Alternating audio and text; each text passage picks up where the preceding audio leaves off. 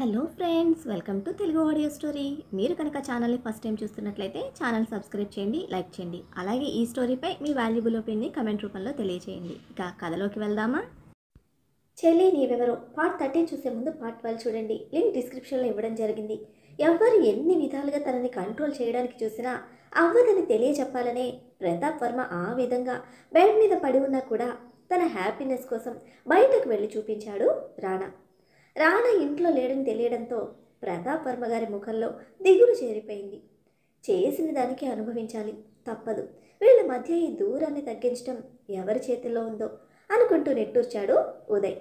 Next day morning లక్కీని ready చేసి school bag, lunch bag అన్నీ తీసుకొని డోర్ లాక్ చేసి కిందకి వచ్చింది చైత్ర. ఓనర్ ఆంటీకి రెంట్ ఇచ్చి బాయ్ చెప్పి బయటకు వచ్చేసరికి గేట్ ముందు ఆఫీస్ కారు ఉంది. గుడ్ మార్నింగ్ మేడం అని విష్ చేసి మీకోసం సార్ పంపించారని విషయం చెప్పాడు డ్రైవర్. నా కోసం కార్ ఎవరు పంపారు అని ఆలోచిస్తూనే ఎవ్వరు పంపినా అవసరం లేదు అని వెళ్ళిపోమ్మని చెప్పింది అతనికి. ఇది నా డ్యూటీ మేడం, మిమ్మల్ని తీసుకువెళ్ళకపోతే సార్ సీరియస్ అవుతారు, నా జాబ్ పోతుంది మేడం అని రిక్వెస్ట్ చేస్తూ ఉన్నాడు వాడు. గేట్ దగ్గర నిలబడి మాట్లాడుతూ ఉంటే ఎవరు అంటూ బయటకు వచ్చారు ఓనర్ ఆంటీ. ఇబ్బంది పెట్టేస్తున్నాడే అని అనుకుంటూనే లక్కీని చూసింది చైత్ర. లక్కీ ఫేస్ ఫీలింగ్ కూడా తనకి సపోర్ట్గా ఉండడంతో కార్ గురించి అడిగిన ఓనర్ ఆంటీకి మ్యాటర్ అంతా చెప్పింది. జాయిన్ అయ్యి 2 రోజులు కూడా కాలేదు, అప్పుడే నీకోసం కార్ పంపించారా అని ఆశ్చర్యంతో సాగతీస్తూ అడిగింది ఓనర్ ఆంటీ. ఇబ్బందిగా ఆంటీతో అవునాంటీ అని చెప్పి ఆ స్ట్రీట్లో ఎప్పుడు తనని వెంటాడే కొన్ని కళ్ళకు షో చేయడం ఇష్టం లేక డ్రైవర్కి వెళ్ళిపోమ్మని సీరియస్గా చెప్పింది. వాడి జాబ్ గురించి భయంతో వాడు అలానే రిక్వెస్ట్ చేస్తూ ఉన్నాడు. అయినా కూడా వినిపించుకోలేదు చైత్ర. స్కూల్ బ్యాగ్, తన బ్యాగ్, లక్కీ లంచ్ బ్యాగ్ అన్నిటితో పాటు లక్కీని కూడా ఎత్తుకొని అడిగితే నా మీద చెప్పు అని డ్రైవర్కి చివరి మాటగా చెప్పి అక్కడి నుండి స్పీడ్గా స్కూల్కి స్టార్ట్ అయింది. చైత్ర వెళ్ళాక ఓనర్ ఆంటీ గేట్ వేసుకొని లోపలికి వెళ్తే సార్కి ఇదే ఆన్సర్ చెప్తే ఊరుకుంటారా అని టెన్షన్ పడుతూనే డ్రైవర్ రిటర్న్ అయ్యాడు. కొంచెం దూరం వచ్చాక అమ్మా నేను నడుస్తాను దించు అన్నాడు లక్కీ. ఇక్కడే కదరా, వెయిట్ లేవు, ఎత్తుకుంటానులే అంది అనునయంగా చైత్ర. కార్ ఇంటి ముందుకు రావడం కాదని చైత్ర నడుచుకుంటూ రావటం అప్పటికి కళ్ళలో పడిన 2 కుక్కలు చైత్ర వెనక్కి వస్తూ ఉన్నాయి. ఆ కుక్కల్ని చైత్ర గమనించలేదు. తల్లిని కామెంట్ చేస్తూ వెనక్కి నవ్వుకుంటూ ఫాలో అవుతున్న వాళ్ళని లక్కీ అబ్జర్వ్ చేస్తూ ఉన్నాడు. ఈ కుక్కల గురించే ప్రతిసారి లక్కీతో డిస్కషన్ చేసేది. ఇది నా వెయిట్ క్వశ్చన్ కాదు, నా ఏజ్ క్వశ్చన్. బేబీలా నువ్వు నన్ను ఎత్తుకుంటే నాకు నచ్చదు, నాకెవ్వరు భయపడరు, దించు అన్నాడు కామెంట్ చేస్తూ. నీ ఏజ్కి భయపడడం ఏంట్రా అని నవ్వుతూ లక్కీని కిందకి దించి ఎత్తుకోవడంతో డిస్టర్బ్ అయిన వాడి డ్రెస్ సరిచేస్తూ ఉంటే మన స్ట్రీట్లో స్ట్రీట్ డాగ్స్ ఎక్కువ కదమ్మా, నేను బేబీలో ఉంటే అవి నాకు భయపడవు, నేను యంగ్ అండ్ స్ట్రాంగ్ అని వాటికి తెలియాలి, అప్పుడే అవి నాకు భయపడతాయి అని లౌడ్ వాయిస్తో చెప్తూనే పాకెట్లో దాచిన కంపాస్ బయటకు తీశాడు లక్కీ. వాళ్ళకి కాస్త దూరంలో నిలబడే ఆ 2 కుక్కలకి కనిపించేలా కంపాస్తో పొడిచినట్టు వాన్ చేస్తూ ఉంటే ఈ బుడంకాయగాడు వాళ్ళ అమ్మకి పెద్ద బాడీ గార్డ్లా తయారయ్యాడు అని పళ్ళు నూరుతూ పట్టపగలు అల్లరవ్వకూడదని బైక్ స్పీడ్ పెంచి చైత్రను క్రాస్ చేసి వెళ్ళిపోయారు వాళ్ళు. వెళ్ళిపోతున్న వాళ్ళనే చూస్తున్న లక్కీ కళ్ళల్లో కోపానికి తల్లిగా తన పరిస్థితి తలుచుకున్న చైత్ర కళ్ళల్లో నీళ్లు తిరిగాయి. At the same time lucky అంత మెచ్యూర్డ్గా థింక్ చేస్తూ ఉంటే సంతోషంగా కూడా అనిపించింది. ఇటువంటి కుక్కలు నీలాంటి సింహం పిల్లకి ఎప్పుడూ భయపడుతూనే ఉంటాయని ప్రౌడ్గా ఫీల్ అవుతూ వాడి బుగ్గ మీద కిస్ చేసి నడువు అని చేయి పట్టుకుంది. నేను అన్ని లిస్టు ప్రిపేర్ చేస్తున్నాను మా, డాడీ వచ్చాక అన్నీ చెప్తా అంటున్న లక్కీ బుగ్గను మరోసారి ముద్దాడి ఆయమ్మకు అప్పగించి బస్ స్టాప్కి నడక సాగించింది చైత్ర. చెప్పుకునేంత చేరువలో మీ డాడీ లేరు, బట్ ఇవన్నీ చెప్పి నీ మైండ్ని పొల్యూట్ చేయకూడదు అని లక్కీ గురించి ఆలోచిస్తూనే బస్ స్టాప్కి వచ్చింది. బైక్ మీద వచ్చిన 2 కుక్కలు చైత్ర కోసమే వెయిట్ చేస్తూ కనిపించాయి ఆ బస్ స్టాప్లో. నడిచే దారిలో ముళ్ళుంటే కాళ్ళకు చెప్పులు వేసుకొని ప్రొటెక్ట్ చేసుకోవచ్చు, బట్ సొసైటీలో మనుషుల ముసుగు వేసుకున్న ఇటువంటి కుక్కలు అడుగడుగున దారి కాస్తూ ఉంటే ఎంతవరకని ప్రొటెక్ట్ చేసుకుంటాం. బట్ స్టాప్లో ఇంకా జనం ఉండడంతో ఆ కుక్కల్ని పట్టించుకోకుండా తన బస్ కోసం వెయిట్ చేస్తూ ఉంటే డ్రైవర్ త్వరగానే కరుణించి బస్సు తేవడంతో ఎక్కి కూర్చొని కామంతో చొంగ కార్చే ఆ కుక్కల చూపుల నుండి తప్పించుకున్నందుకు తేలికగా ఊపిరి పీల్చుకుంది Chaitra. Evening Lucky school time కావడంతో తను సెట్ అవ్వదని మార్నింగ్ 1 అవర్ ముందుగా వస్తానని చెప్పిన చైత్ర ఇప్పుడు డైరెక్ట్గా రేవతి మ్యాన్షన్కి స్టార్ట్ అయింది. కాస్ట్లీ ఏరియాలో ఉంది రేవతి మ్యాన్షన్. ఆ ఏరియా లోపలికి బస్ రూట్ లేదు. నియర్ బై బస్ స్టాప్ నుంచి 15 మినిట్స్ వాకింగ్తో రేవతి మ్యాన్షన్కి చేరుకుంది చైత్ర. ముందు రోజే సెక్యూరిటీ చెప్పడంతో డైరెక్ట్గా చైత్రను మ్యాన్షన్లోకి అలో చేసింది సెక్యూరిటీ. ముందు రోజు ఉన్నంత ఎక్సైట్మెంట్ లేదు, బట్ భయం అయితే ఉంది. బహుశా అది రాణా గురించి అనుకుంటా. అతన్ని తలుచుకోగానే అడుగులు భారంగా మారిపోయాయి.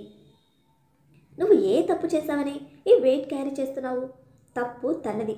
నిన్ను బ్లేమ్ చేస్తూ ఉంటే పడాల్సిన అవసరం లేదు అని తనను తానే మోటివేట్ చేసుకుంది.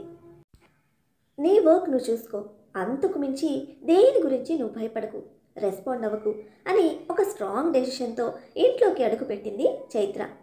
పట్టపగలే లైట్స్, షాండలియర్స్తో దేదీప్యమానంగా వెలిగిపోతున్న హాల్, చుక్కలతో మెరుస్తున్న ఆకాశాన్ని తలపిస్తూ ఉంటే నోరు తెరిచి కాసేపు కళ్ళను అప్పగించేసింది చైత్ర. డే టైంలో కూడా లైట్స్ ఇలానే వదిలేశారు. అసలు ఈ బంగ్లాకి కరెంట్ బిల్ ఎంత వస్తుందో అని అనుకోవడమే వామ్మో అనిపించింది.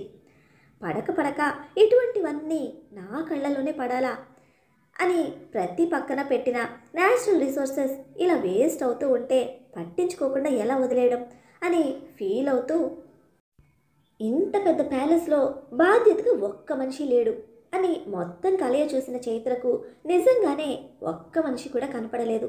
ఛీ, నిన్నంత చీమల్లా అటు ఇటు పరిగెత్తారు, ఈరోజు ఒక్కళ్ళు కూడా కనిపించడం లేదేంటి అని చిరాకు పుట్టి తానే లైట్స్ మొత్తం ఆఫ్ చేయడానికి స్విచ్ బోర్డ్ కోసం చూస్తూ ఉంటే కిచెన్లో నుండి కాఫీ కప్తో బయటకు వచ్చింది మెయిడ్. తన దగ్గరకు వెళ్ళి లైట్స్ ఆఫ్ చేయమని చెప్పింది. చెప్పిన చైత్రను వింతగా చూసి, రుద్రాణి అమ్మగారికి కాఫీ ఇచ్చి రావాలి, ఇప్పుడు అదంతా అవ్వదు మేడం అనేసి ఆవిడ గారు కళ్ళు తెరిచేసరికి కాఫీ ఇవ్వాలి అనుకుంటూ గబగబా వెళ్తూ ఉంటే లైట్స్ ఆఫ్ చేయడం అంత పెద్ద పనా అని అనుకుంటూ స్విచ్ బోర్డ్ కోసం చూస్తే కనిపించక కిచెన్లోకి వెళ్ళింది. అక్కడ ఇంకా ఎవరైనా ఉంటే వాళ్ళతో పని చేయించడానికి. అక్కడ ఉన్న వారంతా ఇంకా బిజీగా ఉన్నారు. 2 షెఫ్స్ బ్రేక్ఫాస్ట్ ప్రిపేర్ చేస్తూ ఉంటే వాళ్ళకి 2 అసిస్టెంట్స్ హెల్ప్ చేస్తూ ఉన్నారు. ఇక క్లీనింగ్, కాఫీలు అని ఇంటి మేడ్స్ హడావిడి చేస్తూ ఉంటే ఈరోజు ఏమైనా ఫంక్షన్ ఉందా అని అనుకుంటూ తను వచ్చిన పని చెప్పి స్విచ్ బోర్డ్ చూపించమని అడిగింది చైత్ర. చైత్రకు ముందు రోజే మెడిసిన్ ఇచ్చిన ఒక మేడ్, అదంతా మా పని కాదు మేడం, మాకు ఇక్కడ చాలా పని ఉంది, పైగా రాణా సార్ కూడా ఈరోజు ఇంట్లోనే ఉన్నారు అని టెన్షన్ పడుతూ చెప్తూ ఉన్న తను, హౌస్ కీపింగ్ వాళ్ళు బయట ఉంటారు మేడం, వాళ్ళకి చెప్పండి మేడం అని అనడంతో ఇప్పుడు వాళ్ళు ఎక్కడున్నారో అని అనుకుంటూ హాల్లోకి వచ్చిన చైత్రకు ఒక్కరు కూడా కనిపించలేదు. కళ్ళ ముందు కరెంట్ వేస్ట్ అవుతూ ఉంటే ఇక తట్టుకోవడం తన వల్ల కాక వెంటనే ఉదయ్కి కాల్ చేసి స్విచ్ బోర్డ్ గురించి అడిగింది చైత్ర. వాట్, ఏం అడుగుతున్నావు అని అరిచినట్టే అన్నాడు ఉదయ్. ప్రతాప్ గారి రూమ్లోనే ఉన్నాడు ఉదయ్. ఆయన బాడీ క్లీన్ చేస్తూ ఉంటే అసిస్టెంట్ని గైడ్ చేస్తూ అక్కడే ఉన్నాడు. ఉదయ్ అరవడంతో ఏమైంది అన్నట్టు చూశారు ప్రతాప్ వర్మ. చైత్ర అని చెప్పి రూమ్ నుండి బయటకు వస్తూనే చైత్ర చెప్తేది వింటూ ఉన్నాడు ఉదయ్. లేదు సార్, ఇక్కడ ఒక్కరికి కూడా అస్సలు రెస్పాన్సిబిలిటీ లేదు, ఇల్లంతా లైట్స్ ఆన్ చేసి ఉన్నాయి, ముందు వీటిని ఆఫ్ చేయాలి సార్, ఇక్కడ ఒక్కరు కూడా రెస్పాండ్ అవ్వడం లేదని స్విచ్ బోర్డ్ ఎక్కడ ఉంటాయో మీకు తెలిస్తే చెప్పండి సార్, నేను ఆఫ్ చేస్తాను అంటూ రిక్వెస్ట్ చేసింది చైత్ర. నేను ఆఫ్ చేస్తాను, నువ్వు రా పైకి అని చెప్పాడు ఉదయ్. ఎక్కడికి రావాలి సార్ అంటూ స్విచ్ బోర్డ్ కోసం ఇల్లంతా వెతికేస్తూ ఉన్న చైత్రకు ఉదయ్ కనిపించడంతో కాల్ కట్ చేసేసింది. తన వైపే వస్తున్న ఉదయ్కి ఎదురెళ్ళి గుడ్ మార్నింగ్ సార్ అంటూ విష్ చేసిన చైత్రతో, నువ్వు వచ్చిన పని ఏంటి, అడుగుతున్నదేంటి, అంకుల్ నీ మీద ఒక రేంజ్లో ఎక్స్పెక్టేషన్స్ పెట్టుకున్నారు, నువ్వు ఇలా చిన్న విషయాలకి రెస్పాండ్ అవుతూ టైం వేస్ట్ చేస్తున్నావని సీరియస్ అయ్యాడు Uday. Sorry sir, as an ఎంప్లాయీగా ఇది నాకు అనవసరమైన విషయం. బట్ ఇది కూడా సార్ వాళ్ళకి సేవింగ్సే కదా అని సున్నితంగా ప్రశ్నిస్తూనే తన క్యూరియస్గా చూస్తున్న ఉదయ్తో పర్సనల్గా కళ్ళ ముందు ఇలా ఏదైనా వేస్ట్ అవుతూ ఉంటే నేను రెస్పాండ్ అవ్వకుండా ఉండలేను సార్. ప్లీజ్ సార్, ఇక్కడ నాకు ఎవ్వరూ తెలీదు, మీరు తెలుసు కదా, చెప్పి చేయించండి, కరెంట్ వేస్ట్ అవుతుంది సార్ అని రిక్వెస్ట్ చేసి నేను సార్ దగ్గరికి వెళ్తాను అంటూ కదిలింది చైత్ర. వెయిట్, సార్కి డ్రెస్సింగ్ చేస్తున్నారు, 5 minutes వెయిట్ చేయి అని చెప్పడంతో హాల్లోనే కూర్చుంది చైత్ర. ఈలోపు హౌస్ కీపింగ్ వాళ్ళని పిలిచి లైట్స్ ఆఫ్ చేయించిన ఉదయ్ తనతో రమ్మని చైత్రను ప్రతాప్ వర్మ రూమ్కి తీసుకుని వెళ్ళాడు. ప్రతాప్ వర్మకి జరిగింది చెప్పడంతో ఇటువంటి రెస్పాన్సిబిలిటీ ఉన్న పర్సన్నే మాకు కావాలి అని అనడంతో థ్యాంక్ యూ సార్ అని అంది చైత్ర. తర్వాత కంపెనీ ఫైల్స్ చూడమనడంతో అక్కడే చైత్ర కోసం స్పెషల్గా అరేంజ్ చేసిన టేబుల్ చూపించి చైత్ర కూర్చున్నాక ఫైల్స్ ఇచ్చి వాటి గురించి ఎక్స్ప్లెయిన్ చేస్తూ ఉంటే కేర్ఫుల్గా వింటూ ఉంది చైత్ర. ఎన్నో సంవత్సరాల తర్వాత మళ్ళీ రాణా ఫస్ట్ టైం తన డే ఈ మ్యాన్షన్లో స్టార్ట్ చేస్తూ ఉన్నాడు. మార్నింగ్ క్లీనింగ్ దగ్గర నుండి నైట్ రాణా పడుకునే వరకు ప్రతి ఒక్కటి పర్ఫెక్ట్గా ఉండాలని ముందే Pratap Varma serious order pass చేయడంతో ఇంట్లో షెఫ్స్, సర్వెంట్స్ అందరూ పిచ్చి టెన్షన్తో పర్ఫెక్షన్ కోసం పరుగులు పెడుతూ ఉన్నారు. Chocolate brown and black combination సూట్లో మన్మధుడికి కజిన్లో ఉన్నాడు రాణా. రాయల్ వాక్తో రాణా డైనింగ్ టేబుల్ దగ్గరికి వస్తూ ఉంటే మెయిడ్స్ గుండెల్లో రైళ్లు పరిగెడుతూ ఉన్నాయి. ప్రతాప్ వర్మ చెప్పారనే కాదు, రాణా కోపాన్ని ఎవ్వరూ బేర్ చేయలేరు. కొత్తగా వచ్చిన వాళ్ళు తప్ప అంతకుముందు ఆ ఇంటితో పరిచయం ఉన్న ప్రతి ఒక్కరూ రాణా కోపాన్ని ప్రత్యక్షంగా చూసిన వాళ్లే. అందుకే డైనింగ్ టేబుల్ మీద 1కి 4 సార్లు ప్రతిదీ పర్ఫెక్ట్గా ఉండాలని చెక్ చేసుకున్నా కూడా రాణాను చూడడమే వాళ్ళకు షివర్ స్టార్ట్ అయింది. ఉదయ్కి కాల్ చేసి అతను కాల్ అటెండ్ అవ్వగానే రా అని చెప్పి కాల్ కట్ చేసేశాడు రాణా. అతను ఆన్సర్ కూడా వినకుండా కాల్ కట్ చేయడంతో ఫోన్ వైపు చూస్తూ ఉంటే ఎనీథింగ్ ఇంపార్టెంట్ సార్ అని అడిగింది చైత్ర ఫ్రీజ్ అయిన ఉదయ్ ఫేస్ చూస్తూ. నో యూ క్యారీ ఆన్ అని లేచి ప్రతాప్ వర్మ దగ్గరకు వెళ్ళి రాణా కిందకు వచ్చాడని చెప్పడంతో ఒక 2 రోజులు వాడితో నువ్వే ఉండు అని చెప్పారు ప్రతాప్ వర్మ. ఓకే అంకుల్ అని బయటకు వెళ్తూ ఏదో గుర్తొచ్చిన వాడిలా ఆగి నీ బ్రేక్ఫాస్ట్ అయిందా అని అడిగాడు చైత్రను. చిన్న స్మైల్తో అయింది సార్ అని చెప్పింది. ఓకే, నీకేమైనా డౌట్స్ వస్తే సార్ని అడుగు, చెప్తారు అని ఎక్కువ ఎక్స్ప్లెనేషన్ ఉంటే స్కిప్ చేయి, తర్వాత నేను వచ్చి చెప్తాను అని అనడంతో ఓకే సార్ అని ఉదయ్ వెళ్ళడంతో తన వర్క్ మీద దృష్టి పెట్టింది చైత్ర. ఆల్రెడీ వర్క్ ఎక్స్పీరియన్స్ ఉండడంతో ఉదయ్ చెప్పినంత వరకు తనకు ఎటువంటి డౌట్స్ లేవు. సీరియస్గా పనిలో పడిపోయిన చైత్రను రమ్మని పిలవడంతో ప్రతాప్ వర్మ గారి దగ్గరకు వెళ్ళింది. ఏ టైంకి స్టార్ట్ అయ్యావు అని అడుగుతూ కూర్చోమని కళ్ళతోనే చూపిస్తూ ఉంటే థ్యాంక్ యూ సార్ అని బెడ్కి దగ్గరగా ఉన్న సింగిల్ చైర్లో కూర్చొని తను స్టార్ట్ అయిన టైం గురించి చెప్పింది చైత్ర. మార్నింగ్ 8కే బ్రేక్ఫాస్ట్ ఫినిష్ అయిందా అని బయట తిన్నావా అని అన్నారు. అంత ఎర్లీగా ఇంట్లో ప్రిపేర్ చేయడం అవ్వదని. నో సార్, బయట ఫుడ్ నేను అస్సలు ప్రిఫర్ చేయను, ఇంట్లోనే చేస్తాను, మార్నింగ్ 7కే బ్రేక్ఫాస్ట్ అయిపోతుంది అని చెప్పింది. అంత ఎర్లీ మార్నింగ్ అనేసరికి కొంచెం ఆశ్చర్యపోతూనే మీ మదర్కి చాలా ఓపిక ఎక్కువ అనుకుంటా అని అన్నారు ప్రతాప్ వర్మ గారు. అమ్మ అనేసరికి తల్లిని గుర్తు తెచ్చుకున్న చైత్ర మనసు బరువెక్కింది. బయటపడకుండా మేనేజ్ చేయడానికి చూసింది కానీ మొత్తంగా మేనేజ్ చేయలేక ఫెయిల్ అయింది. చైత్ర ఫేస్ డల్ అవడంతోనే వాట్ హ్యాపెన్ అని అడిగారు ప్రతాప్ వర్మ. నథింగ్ సార్ అని కళ్ళలో తిరుగుతున్న నీళ్లని కంట్రోల్ చేయడానికి చూస్తున్న చైత్ర గొంతులోని చేంజ్కి అమ్మ హెల్త్ ఓకేనా అని అడిగారు ప్రతాప్ వర్మ. అమ్మ లేదు సార్ అంది గుండె బరువుని తన గొంతులో బయట పడనివ్వకుండా కంట్రోల్ చేస్తూ. ఓ ఐఎమ్ సారీ అని ఫీల్ అవుతూ ఉంటే ఇట్స్ ఓకే సార్, నాకు అలవాటైపోయింది అంది నిర్లిప్తంగా. చైత్ర ఫీలింగ్కి కనెక్ట్ అయ్యారు ప్రతాప్ వర్మ. బయట వాళ్ళ ముందు ఓపెన్ అవ్వకూడదని ప్రయత్నిస్తున్న తన క్యారెక్టర్కి ఒక రకంగా ఇంప్రెస్ అయ్యారు ఆయన. కాలమే మనకి కొన్ని అలవాటు చేస్తుందని సింపతి చూపిస్తూనే నీకు ఇంటి వర్క్లో ఎవరు హెల్ప్ చేస్తారు అని చైత్ర గురించి తెలుసుకోవడానికి మళ్ళీ ప్రశ్నించారు. అవసరం ఎటువంటి మనిషినైనా అణిగి మణిగి ఉండేలా చేస్తుంది. అటువంటి అవసరం లేదా బలహీనత చైత్రకు ఉంటే అది తనకి ప్లస్ పాయింట్ అని ప్రతాప్ వర్మ ఆలోచన. ఆ అవసరాన్ని లేదా వీక్నెస్ని అడ్డు పెట్టుకొని ఇప్పుడు సొసైటీలో కంపెనీ మీద తన కొడుకు మీద ఉన్న రిమార్క్స్ని క్లియర్ చేయాలి అంటే చైత్ర గురించిన ఏదో ఒక స్ట్రాంగ్ పాయింట్ తన దగ్గర ఉండాలి. చైత్రకు ఉన్న భయం వల్ల ఆ యాంగిల్లో చూడలేని ప్రతాప్ వర్మ ఇక తనకి ఏదైనా వీక్నెస్ ఉంటే దానిని యూజ్ చేసుకుని చైత్రను లాక్ చేయాలి అని అనుకుంటున్నారు. అందుకే ఆప్యాయంగా దగ్గర కూర్చోబెట్టుకొని Chaitra background and family background గురించి తెలుసుకోవడానికి ట్రై చేస్తూ ఉన్నారు ప్రతాప్ వర్మ. బట్ ప్రతాప్ వర్మ ఊహించని విధంగా నా కొడుకు హెల్ప్ చేస్తాడు అని చెప్పిన చైత్ర ఆన్సర్కి షాక్ కొట్టింది ప్రతాప్ వర్మకి. నీకు కొడుకున్నాడా అని అడిగారు నమ్మసఖ్యం కాక. ఎస్ సార్, 4.5 years మా బాబుకి. ఈ ఇయర్ స్కూల్ స్టార్ట్ చేశాను. వాడు చాలా యాక్టివ్గా ఉంటాడు అని లక్కీ గురించి చెప్తూ ఉంటే వెలిగిపోతున్న చైత్ర ఫేస్ ఆశ్చర్యంగా చూస్తూ ఉన్న ప్రతాప్ వర్మకు చైత్ర వయసుకి పెళ్ళయ్యి ఒక కొడుకు ఉన్నాడు అంటే అస్సలు నమ్మబుద్ధి కాలేదు. జస్ట్ స్టడీస్ కంప్లీట్ చేసుకొని ఒక ఫ్రెషర్గా కెరియర్ స్టార్ట్ చేసింది అనుకుంటున్న చైత్రను నిశితంగా పరిశీలించిన ప్రతాప్ వర్మ బుర్రలో అనుమానం తొంగి చూసింది.